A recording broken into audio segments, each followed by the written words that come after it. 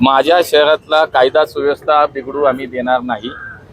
त्या संदर्भात पोलिसांना आम्ही सांगितलंय की या शहरातला कायदा सुव्यवस्था ही जी व्यवस्थित राहण्यासाठी जे म्हणून काय करावं लागेल त्यासाठी आम्ही पोलिसांच्या सोबत आहोत। पोलिसांनी ते काम केलं पाहिजे आणि हे केवळ एका केसमध्ये नाही, मी सांगितले जिथे जिथे माझा प्रत्येक पुणेकर हा माझा आहे, आमचा पुणेकर म्हणून प्रत्येकाला जर नागरिकांना कुठल्याही अशा पद्धतीच्या काही अडचणी येत असतील, काही सामोरं जावं लागेल अशा घटनांना, तर तिथे पोलिसांनी तीच कारवाई केली। मी मागे म्हणालो केवळ देवेंद्र जोग नाही, देवेंद्र जोगच्या ऐवजी आणि कोणी असतं पुणेकर तरी हीच भूमिका आमची कायम राहिली असती। तो कार्यकर्ता आहे म्हणून ठीक आहे, स्वाभाविक, पण तो कार्यकर्ता नसता, तो सर्वसामान्य पुणेकर जरी असता तरी आमची हीच भूमिका होती। आता मी चॅनेलला समजलंय, मी आयुक्तांशी बोललोय, ताबडतोब संबंधित कोण गुन्हेगारात सापडले पाहिजे, त्याच्यावर कारवाई झाली पाहिजे। या शहरात असलं कुठलेही प्रकार चालू देणार नाही, त्यामुळे मी तशा पद्धतीने पुण्याच्या पूर्व भागातील 1938 पासून ग्राहकांना गुणवत्ता व सेवेची हमी असलेले अग्रवाल स्वीट्स म्हणजे नुसती परंपरा नाही तर चोखंदळ खवयांसाठी मेजवानी आहे।